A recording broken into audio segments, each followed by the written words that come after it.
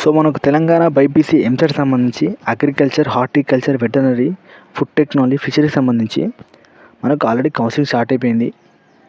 మనకు డేట్స్ కూడా ఇచ్చేసారనమాట. సో ఈ వీడియోలో ఏం చేస్తానంటే ఫీజు గురించి మాట్లాడదాం. సో మనకు గవర్నమెంట్ కాలేజెస్ అనమాట ఇవన్నీ. వీటిలో ఫీజు ఎంత ఉంటుంది, నెక్స్ట్ మనం కౌన్సిలింగ్లో అప్పుడు ఎంత కట్టాల్సి వస్తుంది, నెక్స్ట్ రీయింబర్స్మెంట్ ఎంత ఉంటుంది, స్కాలర్షిప్ ఉంటుందా, సో వీటన్నిటి గురించి మాట్లాడదాం. ఇంకా స్పెషల్ కోటా ఉంది కదా ఒకటి, స్పెషల్ కోటా గురించి వాళ్ళకి ఎంత ఉంటుంది ఫీజు, సో అన్నిటి గురించి మాట్లాడదాం అనమాట ఈ వీడియో ఇన్డెప్త్గా. సో ఖచ్చితంగా వీడియో మొత్తం చూడండి, మీకు ఒక ఐడియా వస్తుంది. చాలా మంది కామెంట్స్ అడుగుతున్నాను అనమాట, అన్న ఇది గవర్నమెంట్ కాలేజ్ ఫీజు, మళ్ళీ ఫీజు ఏందనేసి. సో మీకు ప్రతి ఒక్క డీటెయిల్ క్లారిఫై అవుతుంది ఫీజు గురించి.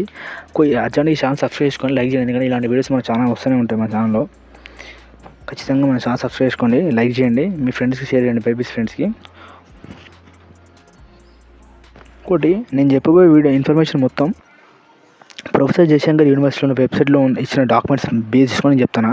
నా సొంత అసంప్షన్ కాదు, నేను ఎక్కడి నుంచి ఇచ్చిన ఇన్ఫర్మేషన్ కాదు. మీరు కూడా వెళ్ళండి, వెళ్తే మీకు ఎక్కడ ఉంటుంది డాక్యుమెంట్స్లో మనకి నోటీసులు ఉంటాయి కదా, నోటీసులో ఉంటుంది. ఇది ఎప్పుడు ఇచ్చారంటే మనకి మేలో ఇచ్చారు.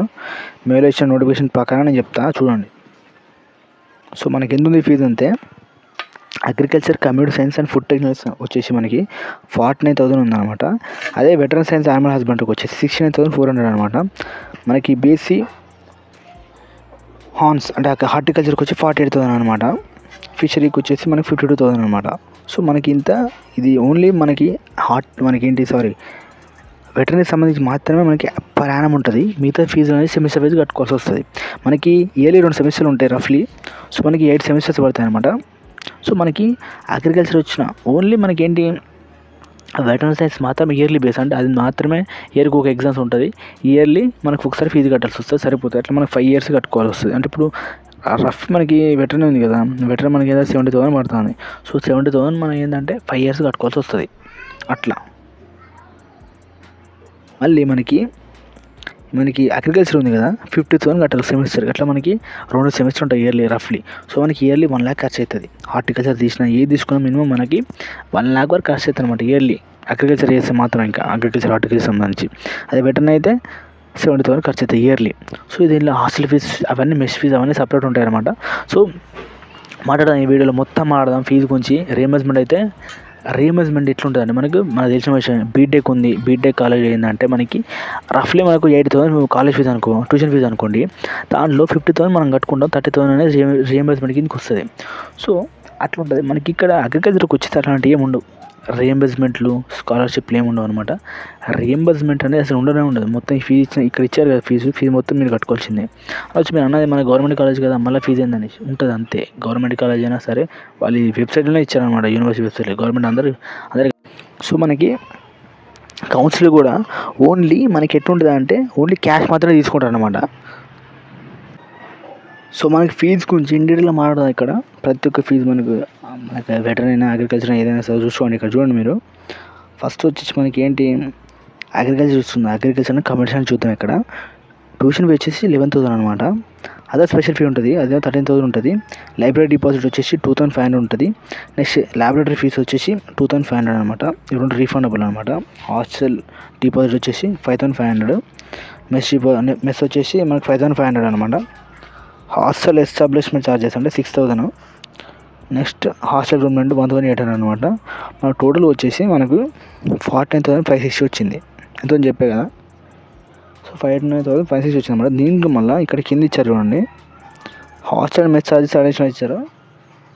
సో అట్లా మనకి దీన్ని కలుపుకొని మనకి ఏంటంటే మనకి అరౌండ్ 50,000 వస్తుంది అనమాట పర్ సెమిస్టర్ మాత్రం ఇక్కడ. ఓకేనా, రైట్. నెక్స్ట్ వచ్చేసి మనకి వెటరన్ చూడండి.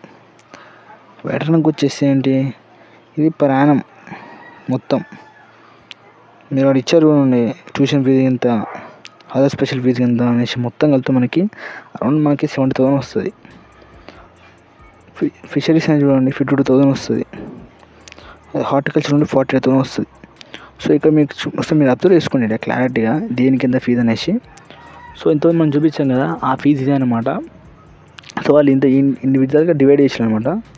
అట్లా దీంట్లో మళ్ళీ మీరు మొత్తం కట్టాల్సిందే, రీఫండ్స్ అట్లా ఏమి ఉండవు అదనమాట. సో ఎందుకు నేను చెప్పా క్యాష్ రూపంలో మాత్రమే కట్టాలనేసి. ఇక్కడ ఉంది చూడండి, the candidate who secure seat regular or special quota shall submit the certificates in original along with prescribed fee in cash.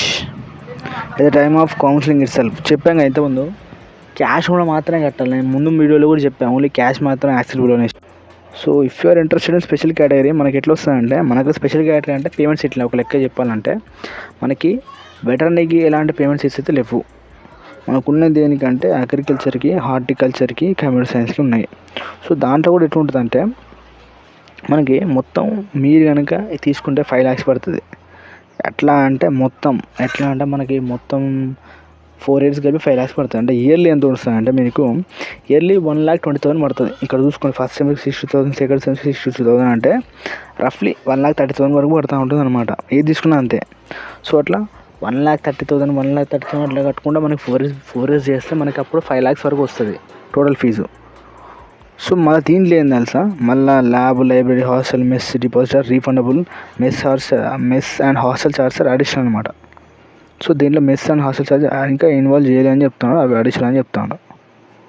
So ఇట్లుంటుంది me amount కనుక. మీరు స్పెషల్ ఫీజు మళ్ళీ దీనికి సపరేట్ కౌన్సిలింగ్ ఉంటుంది. ఇప్పుడు మనకి జరిగే కౌన్సిలింగ్ కాదు, మళ్ళీ దానికి వేరే నోటిఫికేషన్ వస్తుంది, దానికి వేరే అప్లికేషన్ ప్రాసెస్ ఉంటుంది. అది కూడా మనకి మెరిట్ బేస్ చేస్తూ ఉంటుంది. మనకి మార్క్స్ బేస్ చేసుకుని, మెరిట్ బేస్ చేసుకుని ఉంటుంది. సో అట్లా